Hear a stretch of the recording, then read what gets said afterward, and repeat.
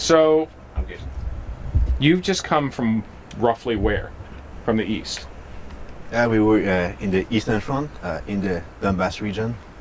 What was that like? I have one word to describe, and it's just hell. Yeah, hell. And why? Because every day you're getting casualties. Every day you're getting your friends getting killed, and it's days after days. And most of the missions, actually, of my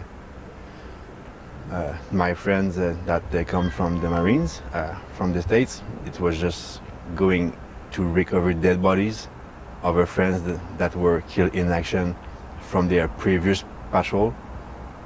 So, yeah, it was life over there for us. What has been your main job there? For me, I was just used as a infantry soldier. Actually, I was paired up with the Canadian sniper Wally, so I was his teammate. So we were always together, and I was making sure to help him as much as I can, and I was always following him everywhere. I was carrying ammunition. So yes, mainly that was my main job over there. Did you find yourself in direct contact? Oh yes. Oh yes. You want to take me through that? So you're not talking about just artillery, you're talking about direct contact.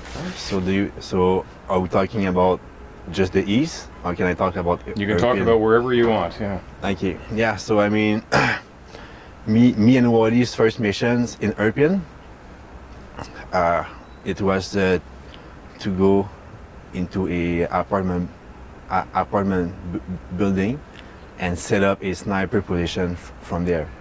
So we go up, we set ourselves, and then we start observing, and then maybe like 10 minutes after, it's like huge explosion. The building shakes, all the window breaks, and then I find myself on the ground, and I remember I said, what the hell is that? And then I just like crawl into like a safe room, you know. So we just got hit by a tank. He shelled the building just above us, just like he missed us by like 3 meters. And then me and Wally, we meet in the room, and then after that we started to get small arm fire to us, and then we got out of the building, and then after that, huge firefight. That was my first firefight. We had the Russians, they were like 50 meters from us, bullets flying everywhere. We could not do anything, and they actually did try to surround us, right? And at that point, we had one casualty. One of our friends got shot at the shoulder by a Russian sniper. So in his right hand, he was carrying his pistol, and then he was like covering his wound like that, bleeding everywhere, and and he kept running and stuff. And then yeah, bullets flying everywhere. And then one of our Ukrainian friends said, all right, like we have to get the hell out of it, because we were not controlling the situation. We were the one that got into fire. So anyway, like it was like total chaos, right?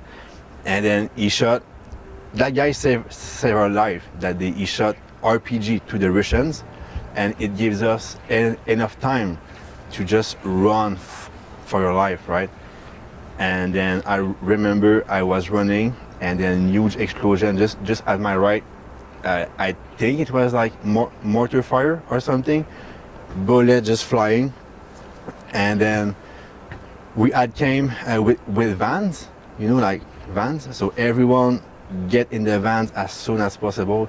So it was in the van, it was the guy that was shot, and then after that my friend Wally, and then after that me, but like we all had our kit on us, right?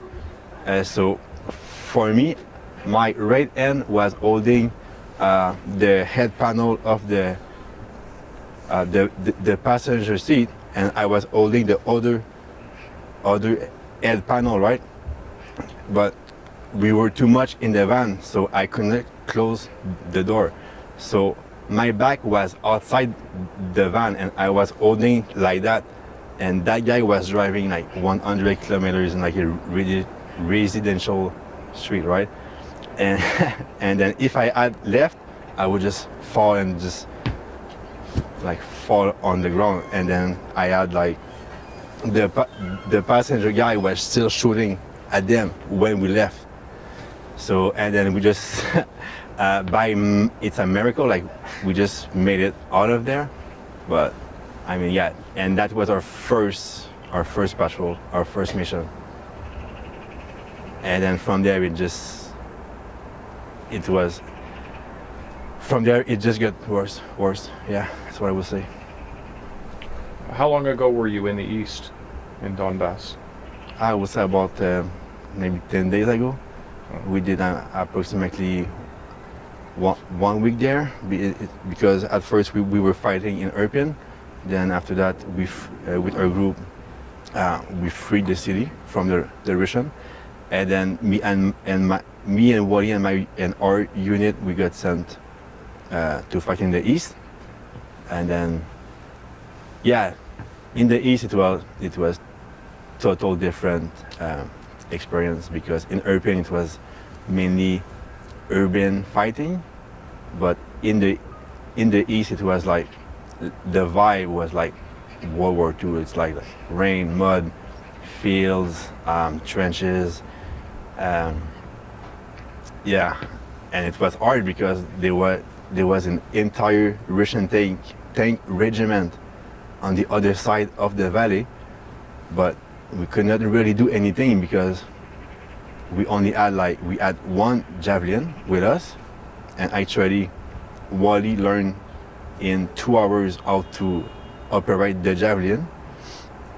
And then just like that, we became a javelin operating crew, like me and Wally. So after that, we were always sent on missions with the javelin, right? But the tanks, they were too far away for us to engage with the javelin. So every time we would go out, they would just shoot at us. And then there was one morning. That one morning, me and Wally, we left. The mission was to go on a one-day mission, right? Like in the little forest, to observe. If tanks approach, we engage them with the javelin. So 5 o'clock, it's me and Wally. We walked there. We walked there. It was like 1.5 kilometers in the mud and stuff. And then we arrived on our position, and there was like a trench, and there were already 2 of our friends, Ukrainian, in the trench, right? So Wally looked at me and he said, "Hey buddy, like, can you just stay in the trench? Like, you don't need to be outside." And I was like, "All right, man. Like, it's pretty boring to just sit in a trench when your buddy like is doing some work." But I listened to him. And then I go in the trench, and then the two Ukrainian friends, they come out of the trench, right? And then Wally said to them, "Hey guys, go back in the trench." And they just did not listen, and they were just smoking just beside the trench and stuff. And then Wally went a little bit further to observe like the Russian tanks he could see with his binoculars. And then for me, what I remember is I was in the trench, and then I removed my helmet, right? And then I put it on the ground, and like the sun is coming out, and like, it's a pretty good day. Maybe I will go out and just like talk to my Ukrainian friends, right? So I'm about to come out. I put my first feet on the little step, and then it just happened. Huge explosion. So I fell in the trench on my back, and it just like in the movies, like in my ears, like ding, like that little sound.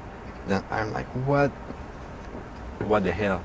And then I get up, Then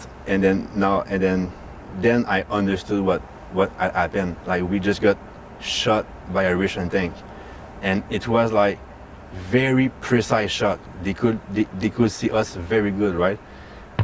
They shot right between our two friends, and then I got up, I put back my helmet, and I look, I see one of my friend dead. Is not moving. He's not moving. He's just lying on the ground. He's dead. It's sure he's dead. Like there's no way to survive that. And then I looked to the other one. He was like just a couple of feet from me, and then he was still breathing but no legs. He didn't have any legs. And then we made eye contact. I looked at him. He looked at me. And then after that, his head just like started to move on his right, and you could see his body crisping and stuff. So he just like passed away in front of my eyes. So I was like, all right. So yeah, I just saw two of my friends die in front of my eyes. So and then after that, me and Wally. I mean, Wally saved my life on that day, because he told me to stay in the trench. But after that, me and Wally just got together. And then it's funny because Wally like was saying things like, I wonder if I can get them with the javelin from here. And I was like, bro, we need to get the hell out of here. Like, there's nothing we can do. Like, we need to get out of here.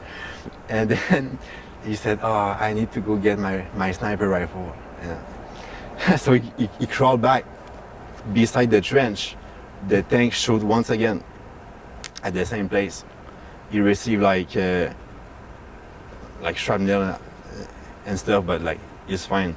And then he took a look on the guys just to double check, but there was nothing. Like they were both dead, right? So he grabbed his sniper rifle and then he started running. And then we started to run, and then we heard the thing shooting again. And then we just went back to the base at that point. So yeah, that was my my last patrol on the Eastern Front. Why are you here? So why? That's a good question. I'm here to help, right? I mean, the war started February 24th. And I just could not stay at home watching on TV, because you know, like most of the Western people, like they see everything that goes in the news, and then they think, it's sad for them, but it's not here. So they just close the TV and then they go eat with their kids and just keep living their life. But for me, I just cannot do that. Good morning, ladies and gentlemen. Welcome to my new video.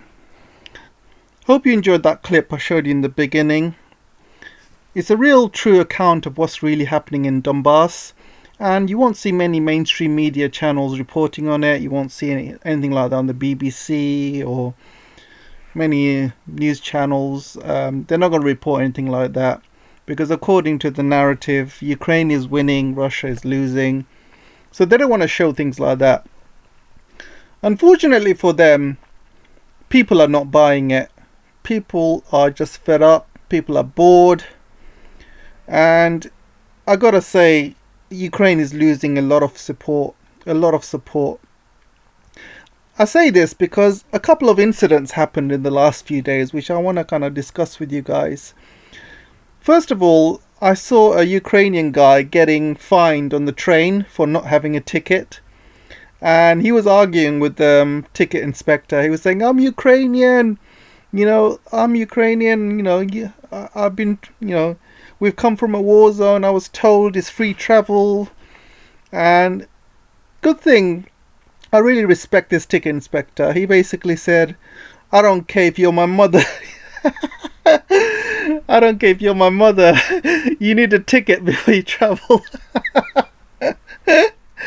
And I was watching and laughing my head off, to be honest. And this Ukrainian guy who thought he was really privileged, literally was standing and arguing, and he wouldn't stop. He's like, I'm Ukrainian, how could you do this to me? Blah, blah, blah.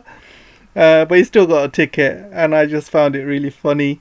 And people were just walking past and laughing. Nobody was like on the side of the Ukrainian guy.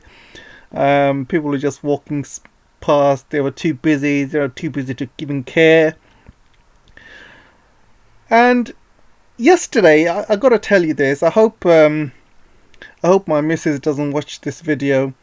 But I was on the train, and this Ukrainian woman comes up to me with directions, and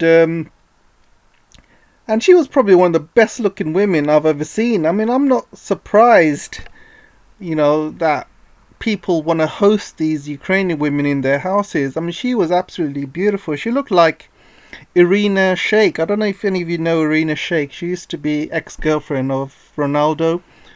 She's a top model, and she looked exactly like her. She was amazing. And I thought, oh, this woman is amazing. I need to take her home and host her. I'm joking, obviously. I wouldn't do that. My wife is obviously at home. But you can imagine, like, how a lot of people, would want to host these beautiful Ukrainian women that are basically looking for a host, looking for a husband, who knows. But I'm sure there's a lucky guy somewhere who would love to host a woman like that. Anyway, I got talking to her, and I just thought she was the sweetest woman I've ever met. She was so polite, and she was really sweet, and she was really polite, and she was saying how happy she is to be in England, and everyone's been really friendly. And I said to her, obviously people are really friendly to you because you're bloody beautiful. Obviously people are not going to be rude to you, are they? You're not going to be rude to a beautiful girl. I've got nothing against Ukrainian people. I've got nothing against Ukrainian people. This is not Ukrainian people's fault. This is the fault of Zelensky. This is the fault of his merry men and his bunch of producers, a bunch of directors, actors. They're just running the show, and they're just destroying the country. And you have all of these beautiful women leaving Ukraine and going abroad. And this woman I met, I'm sure she'll find a guy, a Western guy, a European guy, a British guy. I'm sure she'll find a single guy, and she'll settle with him, have kids, end up staying in England. She's not going to go back. She's definitely not going to go back. And all of these men in Ukraine are dying. All the beautiful women are leaving Ukraine, finding lives elsewhere, and there's a lot of women who have left with children, and these children are going to go to school, going to go to college, probably going to universities, and these kids who are 13, 14, soon they're going to be 16, soon they're going to be 18. They're going to find someone, they're going to find a girlfriend or a boyfriend, and end up, settling down in UK. They're not going to go back. So Ukraine is losing a lot, losing a lot of people, men and women. I just feel sorry for the country. This is not Ukrainian people's fault. This is the fault of the Zelensky's party. And it's a real shame, really. It's a real shame. It just got me thinking, really. And I just hope, these Ukrainian people, they don't deserve it, to be honest. They really don't deserve it. So anyway, going back to this story, a couple of Britons that Ukraine's basically they had them as basically prisoners, and so now they've been given the death penalty. And I did say in one of my previous videos, and I also mentioned in quite a few chats, people were talking to me, a few of people were saying, oh, Russia doesn't do death penalties, blah blah blah. And I said to them, it doesn't matter. Donbass is not part of Russia yet, so in Donbass they can easily give the death penalty. Donbass is not fully integrated with Russia yet, so it's up to Donbass what they want to do. If they want to run a court in Donbass and give people the death penalty, they can do whatever they want. They're not part of Ukraine, they're not part of Russia yet. They are independent, so they can pretty much do what they want. So they've been given the death penalty. And I did say this sham court case that the Ukrainians doing with that 16-year-old Russian soldier, and I said to them, this is going to bite them in the ass, because first of all, if you're going to try people during war, Russia's going to do the same. And this is exactly what they've done now. Russia's going to do the same. And you just got to look at who's winning in the battle. And obviously Russia's winning. Russia's got a lot more prisoners than Ukraine has. Trust me. For one Russian prisoner, there's about 1,000 Ukrainian soldiers being held in Russia. Thousands. Especially now. And it just doesn't make sense for Ukraine to do a sham court case and piss the Russians off. It just makes no sense. And look what the Russians are doing in return now. And what's the Ukraine going to do? What's the UK got to do? And look at the title here. What is UK doing about it? you just got to laugh at this title. What is UK going to do about it? Really, UK? What really are you going to do about it? Nothing. You can't do anything. This is all Liz Truss's fault for sending all of these soldiers to their deaths. Liz Truss saying, we support all of these foreign fighters and mercenaries. If you want to go and kill yourself in Ukraine, we will support you. Don't worry, go there, go. Liz Truss, media as well. Media was literally calling these guys heroes. So they deserve it. They absolutely deserve it. If you're going to go all the way to Ukraine and fight Russians, don't pretend that this is a Call of Duty game. This is not Iraq. This is not Afghanistan. This is a war where you can get killed, you can get captured, and Russia fights back. This is not Afghanistan when you can sniper shoot innocent people and not worry about getting hit. You sniper shoot a Russian, they'll throw missiles at you. Really get what you deserve, guys. Really get what you deserve. So the British guy here, he says he was duped into the Ukraine conflict by the Western media. He was duped apparently in the West, by the Western media. Well, let me tell you something. This guy is a grown adult. He's had 2 tours in Syria. He's part of the Kurdish arms force. He's probably been in the military all his life. And he says he's duped into Ukraine conflict by the Western media. Is he an adult or is he a child? If he's an adult, then an adult is wise enough to make his own decisions. It's his own responsibility. If he's an idiot, that's his fault. If the Western media says to him, go to Syria and fight the Americans there by yourself. Go on, do it. Is he going to go there and do that? No, of course not. This guy's an idiot, and he's just saying crap just to save his own ass. I'm not even sure if Russia will kill these guys. I think they might use them to barter. They might use them, I don't know how, but they could use them to get some stuff from the British. So I don't think they'll be dead. Won't be killed straight away. Definitely will want something from the British. I'm not sure what exactly, but I'm sure some details will come out soon. So the Zelensky's aide says Ukraine is losing up to 200 troops a day. I think it's much more than that, guys. Much, much more. Here is why. So this is the Ministry of Defense briefing, and it shows you a very, very good detailed description of what's been destroyed, who they've killed, who they've captured, etc., etc.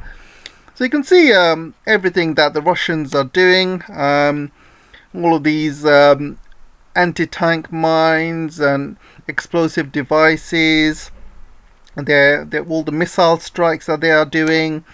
They've destroyed one training center where foreign mercenaries were being retrained and coordinated. So I'm sure quite a few foreign mercenaries died in that incident. In addition, high-precision air-based missiles have destroyed 2 command posts and 1 anti-aircraft missile system. So you can see a lot of things are being destroyed all over Ukraine. Then you can see here, attacks have resulted in the elimination of more than 200 nationalists, 5 tanks, 2 Grad mobile rocket launchers, and 1 warehouse of missiles and weapons. And they've also shot down an Su-25 aircraft. 13 Ukrainian unmanned area vehicles drones were destroyed. 1 Ukrainian Tosha-U missile ballistic system has been destroyed. And then further down, you can see they have hit 56 command posts, 127 firing positions, and most of all, the attacks have resulted in the elimination of more than 300 nationalists. So you have 300 nationalists being killed by missile strikes and artillery, and further up you have, you can see attacks have resulted in 200 nationalists by different teams. Altogether, 500 nationalists have been killed. That is not counting how many has been injured. That is not counting how many have surrendered, and there are a lot being surrendered. And I'm not saying all of this damage is on Ukraine itself. There are some damages on Russian side as well. I have also I do watch videos on both sides. I do watch a lot of videos where a lot of mercenaries and Ukrainian soldiers are taking out Russian tanks in Severodonetsk. They also taken out Russian armored vehicles. So there are casualties on the Russian side as well, but it is a war, and from what I can see, there are a lot more casualties on the Ukrainian side, a lot more. So every 1 casualty in the Russian side, there's probably 100 casualties on the Ukrainian side. Is that one-sided? I have seen a lot of dodgy Telegram channels where it's showing a lot of dead Ukrainian soldiers and things like that. It is really bad, unfortunately. So USA has finally admitted that their sanctions war against Russia has completely failed. Russia is making more and more money. They're making more revenue due to the sanctions, increasing the oil price, the gas prices. And Russia is laughing its way to the bank because they welcomed all of these sanctions. And Biden must look like a fool. Ursula must look like a fool. Both of them were standing in front of their people and saying how much they are destroying the Russian economy, how much they are destroying the ruble. They were talking about how the ruble is turning into rubble. How stupid do they look now? Seriously. So where is Biden now? Is he gonna stand up in front of the stage and say the same thing? Of course not. He's hiding like a twat. I want to show you this funny clip of Biden. I think the guy's losing it. I don't think he's got long to go, to be honest. I want to show you this clip. Where am I? Right here, sir. I'm right here. Okay, here we go. Boss, let's go over here. Okay, why don't you turn around to your right? Hey, folks, how are you? Absolutely hilarious. Can you see the blind guy basically is telling Biden where to go, and the blind guy is basically directing Biden rather than the other way around, leading Biden where to go, where to stand. I would say the blind leading the blind, only Biden is not blind. I would say the blind leading the dumb or something like that. But you can see Biden, he is gone. He is literally not there. There's nothing working in his brain right now. I mean, he's just living on his last legs. But then you got the Western media saying Putin's on his last legs. Putin's about to go. Putin's dead. Russia's run by a body double. They're just reporting stuff that's actually happening to Biden. Instead of talking about how ill Biden looks and how he's got nothing there, he's on his last legs, rather than reporting that, they're just reporting it on Putin. And I've seen some newspaper reports about President Xi as well. Xi, I mean, they're saying that President Xi is has got cancer. He's about to die as well. So you can see all of these ridiculous statements coming out from the West. I also want to show you this. I'm probably going to give you this on the description, but basically somebody's worked out all the Western media headlines from March to 2022, and basically saying how Russia is running out of everything. And you can see all of these links are real links. I'll put in the description so you can check what you want to check. And you can see these articles. Rubio warns Putin's time is running out on this earth. Putin is running out of options. Putin's lab ran out of equipment. Putin's depleted army running out of time. Russia running out of munitions. Is Russian military running out of soldiers? Russia is running out of cruise missiles. Putin's running out of missiles. Russian billionaires running out of safe havens. Is Russia running out of money? Now humiliated Putin is running out of missiles. Embarrassed retreat from Kharkiv believes Russia's military woes. Putin is running out of ideas. Is Russia running out of missiles? Vladimir Putin is running out of options. Putin is running out of soldiers. Crippled Russia is running out of weapons. Putin's time is running out. Putin's running out of ideas. Russia's army is running out of tanks. Exact date of Putin's forces will run out of ammunition. Time is running out for Russia. Russia runs out of Czech beer. So you can see all of these dates, all of these articles have got dates in it. So you're welcome to have a laugh. I'll put it in my description and you're welcome to go through these articles. Looks like these articles have not aged very well at all. All of them are laughable, absolutely laughable. So going to next story. I already said that US admits that Russia's energy revenue has increased. These stories have not aged very well either, and it really is ridiculous. All of us were basically telling the world how it was. A few channels which were telling the truth, like myself, Duran, George Galloway, obviously, lots of other people who predicted the truth. And then you have all of these shills and paper articles, media. You have all of these YouTube shills as well, like TLDR and Visual Politics, saying, you know, basically all of these sanctions will destroy Russia. None of it's true, guys. None of it's true. You just have to have common sense to know this is not the way the Russian economy works. Russia is not Iran. Russia is not Venezuela.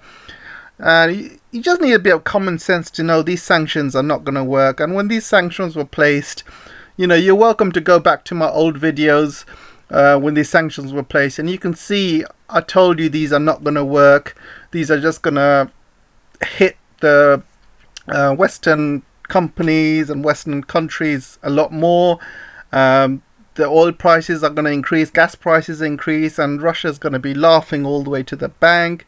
I said that the ruble will come back in a few weeks, and even after like a month, the ruble will be doing stronger than it ever was. I predict all of this. You're welcome to go back to my earlier channels. All my predictions have pretty much come correct. Yeah, I think all of them, I'm pretty proud of all my predictions. I believe somebody reported Gonzalo Lira was dead. I made a video. I was the only one making the video saying Gonzalo Lira is not dead. And people are messaging me saying, how do you know he's not dead? He's really dead. He's really dead. I said, look, mate, show me the body. Then I'll agree with you. If there's no body, then, you know, you can't say he's dead in the day. You know, it could be anything could have happened to him. So all of these predictions I've made so far have come true. I'm not saying I'm some sort of medium. I'm not saying I'm some sort of got superpowers where I can see the future. Most of it is just common sense, guys. You know, you just know what's going to happen. You know, and especially when you have all of these idiotic leaders like Biden and Ursula, they don't really have a brain. You know, they don't think before they do all of these ridiculous things. I mean, intelligent people can see from a distance and see what they're doing, and it's just gonna boomerang and hit themselves. But ridiculous, stupid people who don't have a brain, don't know what they're doing, you know, you can see it failing. You can see it absolutely failing from miles away. You don't need to be a clairvoyant. You don't need to be a medium. You know, you don't need to be clever. You just need to have common sense. And that's all it takes sometimes. And unfortunately, a lot of these Western leaders are lacking in common sense. Pentagon relies on Russia and China for critical mineral. So if you look at my last video, I was talking about there is a big shortage of neon, and Ukraine makes about 50% of the world's neon, and all the two factories which produce neon are shut down in Ukraine, which means Russia is basically leading the world in terms of neon. And you need neon for semiconductors. And I did also mention that China's building a huge neon factory as well. So China and Russia are going to be leading the world when it comes to neon. And this is bad news for America, this is bad news for Taiwan, and especially TSMC, because they need neon. So now this story has come out, and there is another product which they need for semiconductors. And you can see here, this metal is crucial for the production of semiconductors, batteries, ammunition, and other things. And basically what this article is saying is that Russia and China are leading the world in this mineral, and they're pretty much producing 100% of it between Russia and China. You know, the West is not producing this material at all. And this is what it's called. Antimony is usually combined with lead and tin to make bearings, and lead acid batteries also used in semiconductor devices. So you see all of these sanctions they've put on Russia, and they've also placed sanctions on China, by the way. China is not allowed to buy any of the latest ASML semiconductor EUV machines because of sanctions. And a lot of Chinese companies are not allowed to buy any 5 nanometers chips as well. So the West has pretty much sanctioned China. They've sanctioned Russia as well. And between China and Russia, they can easily turn around and say, you know what, we're not going to give you this mineral as well. So you have a world lacking in neon, and you have a world lacking in these minerals. Plus, I haven't even mentioned the rare earth minerals as well, which China is leading the world in, and also Russia is as well. Russia is starting to make a lot of mines. They're finding a lot of mines in Siberia which do rare earth minerals as well. So between themselves, they are pretty much running the world in terms of rare earth minerals. And this is bad news for the West. And these sanction policy that they have decided to put on Russia and on China when it comes to semiconductors, this is going to shoot them in the backs really severely. So for the last few years, there has been a very much shortage of semiconductors. A lot of businesses, car companies had to slow down because of the shortage of semiconductors. There's going to be a bigger shortage now, not just because of neon, but there's also lots of other minerals that Russia creates for semiconductors as well. So this semiconductor shortage is going to hit the world even harder. And this semiconductor shortage has happened because of the trade war between America and China. If you think about it, there was no semiconductor shortage before the trade war happened. All of this has happened because they stopped selling high-end chips to China. And because of that, there was a huge semiconductor shortage going on around the world. And this is going to continue. And watch this space, basically. So more bad news for America. This is breaking news. Gunman opens fire at US factory, killing multiple people, police say. So every few days there seems to be a mass killing, a mass shooting. And I just don't know what they can do about it, to be honest, because with all of these killings and mass shootings going on, people don't feel safe in America. So if you're going to try and take their guns away, they're not going to give their guns away. For example, you hear all of these stories about people being killed and mass shootings. And if you're sleeping at night, you'll be safer with a gun next to your bed, because you don't know what criminals going to barge into your home and things like that. So it's not going to be easy for America to get rid of guns. It's not easy for them to tell the American public, get rid of your guns, or, it's not going to happen, because what you see is ordinary citizens who are law-binding, which is most of Americans. You're asking them to give up their guns, but then you got criminals out there, and there's criminals out there in America who don't have any licenses. Even if they have licenses, they're completely crazy. So how can you give up your gun when you have all of these people walking around shooting people? You're just not going to feel safe. I just don't know what America's going to do. I think it's also part of their culture. I mean, you look at America, how many wars it's been over the years. All of these kids growing up in America, all they see on TV is war, killing. That's all America's been doing. You look at Vietnam War, look at the Iraq War, you look at Syria, you look at Iraq War again, Afghanistan. So you have a huge generation of kids now basically growing up to see Americans fight in wars. And now with Ukraine, people are seeing America fighting a proxy war. All of these kids growing up, and they can see America sending weapons to Ukraine. They are basically calling these Ukrainian Azov guys as heroes because they're standing up to the Russians. And all you see in Fox News is war, proxy war, kill the Russians. And that's all they love. War. They love talking about war. They love talking about killing. If America just came up and said, we're here to push for peace, we will be basically a middle party between Ukraine and Russia. We will try and work out a peaceful solution. If America did that, they would have been respected all over the world. People would be like, maybe America has changed its tune and is now looking for peace rather than war.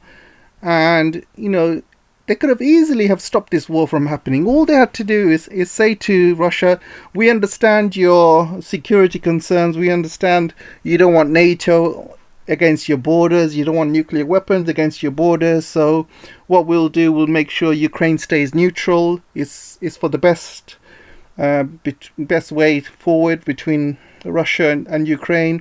That's all they could have done. They could have avoided all of these wars and killing. But no, they had to push for war. They had to send weapons to Ukraine. They had to glorify all of these Azovs. It's absolutely ridiculous. And now you see what's happening. There's so much kids growing up with so much violence on TV and wars. They're just going to grow up thinking it's normal. And that's why you get, young kids with guns and just shooting people like it's nothing. It's crazy. Absolutely crazy. So we're coming up to the Idiots of the Day award. The first idiot of the day has to go to YouTube. There's a couple of Russian pranksters who have been pranking a lot of people. They pranked Priti Patel. I made a video on this. They pranked that UK Defence Minister as well in his car. That was absolutely hilarious. They've also now pranked George Bush. So finally YouTube have actually banned them. I think it's against freedom of expression, to be honest. These guys are just being funny. They're not promoting violence or anything like that. They just, pranking people and it's funny. However, I didn't find their prank on George Bush very funny. You don't need to prank George Bush. I mean, George Bush stood in front of the world. He stood in front of all these American people, and he admitted that he went into Iraq, as a brutal invasion.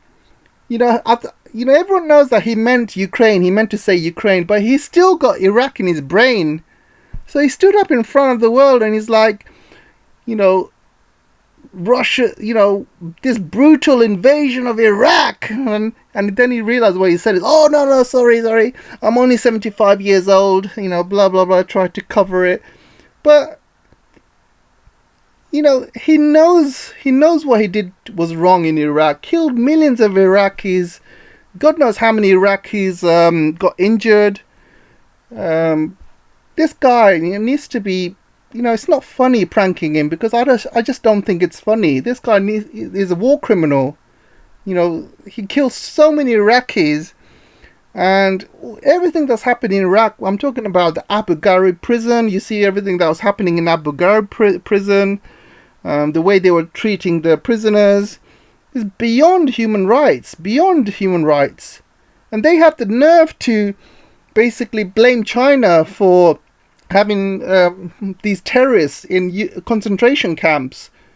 But while they are going around in Abu Ghraib and doing all sorts to Muslims there, disgusting stuff they were doing, completely beyond human rights. And places like Guantanamo Bay is still open.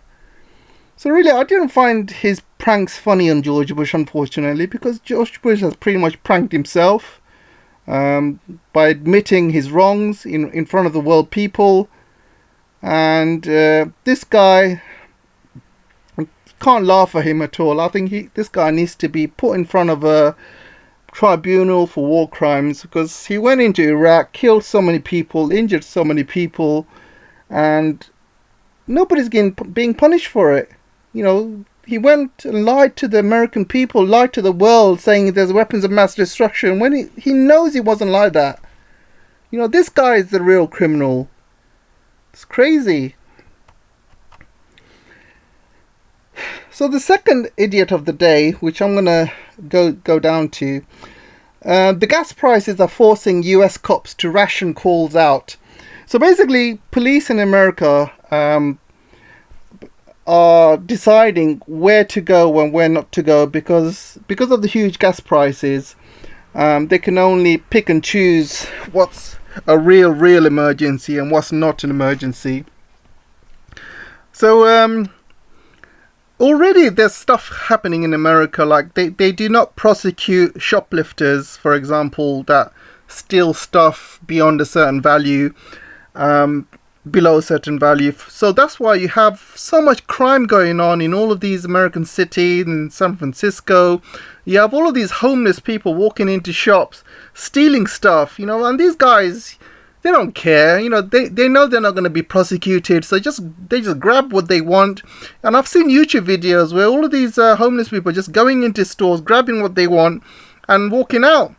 And people who are not homeless, who basically got no money, they're doing the same thing as well.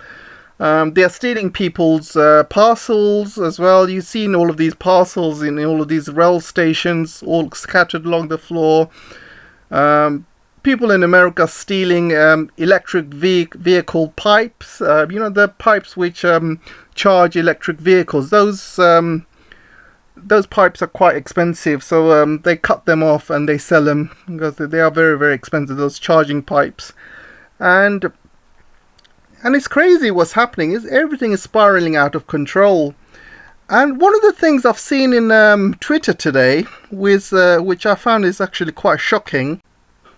So basically what's happening is there's a couple of YouTubers. He's called Tim Pool and the Quartering. Basically they were swatted last night. And what people are doing, they're calling the police, and they're basically telling the police that these guys have got guns, they're ready to shoot themselves, they got hostages, and they have shot their wives. These guys are dangerous. And all of these gun crimes happening all over the USA. Obviously the US cops are very, very jumpy. And so these SWAT guys basically go and break into these YouTubers' house and almost kill them, And I'm not joking, but this has happened in the past, where there have been YouTubers who have been killed by SWAT teams breaking into their house, and they're just basically shot dead. And there's a famous story about a YouTuber who got shot dead because somebody called the SWAT team to his house, and he was basically, he didn't like him, and he called the SWAT team. The SWAT team came in and shot him because somebody said he was a terrorist or something like that. So the Quartering and the Tim Pool have basically got swatted. And I must say, I'm not a fan of these guys. I don't really watch their YouTube channels, but I have seen a few videos of them recently after this story came out, and the stuff I've seen I don't really like. I don't agree with their views, but that's not the point. The point is YouTubers seem to be this seems to be a very much a new thing. It's absolutely ridiculous how, you know, all of these American cops are very, very trigger friendly. They'll break into someone's house, and how easy it is for you to call the cops on someone and say that they're a terrorist or they got a gun, they're going to shoot people. And next thing you know, you have these swatters coming in, breaking into your house and almost killing you. You know, there must be better checks out there. You know, this is why I've given this Idiot of the Day award to these coppers, because, you know, there must be better checks to do this, because first of all, it's a waste of resources. It was a waste of petrol, because, you know, the cops are rationing the petrol at the moment. And not only that, if they accidentally kill someone while doing these house arrests or house bursts, then, you know, basically you've murdered someone, and you're using the cops to murder someone if you don't like it. Don't like it. And the fact that people are getting away with it, I've seen that this is big news at the moment. This is all over YouTube at the moment. Everyone's talking about it. And because everyone's talking about it, I'm pretty sure that a lot of people are going to start doing this now. And people are taking full advantage, because right now cops are very jittery. They're very nervous because of all the shootings going on in America. So they're not going to think twice. If they think you got a gun, or if they think you're in danger, or if they think you're going to kill someone, they will burst in, shoot you first, then think about it afterwards. So it's a real shame, guys. So this is why the Idiot of the Day goes to the cops, American cops. And I'm going to end the video there. Let me know what you guys think. I know it's been a long video, but I haven't done one for 2 days, so I'm just making up. And don't forget to like and share, subscribe, do what you can to help support the channel, help with the algorithm. You're welcome to join my Patreon as well. And also you can buy me a coffee. So without further ado, guys, I'm going to end it today, and see you soon. See you in the next video.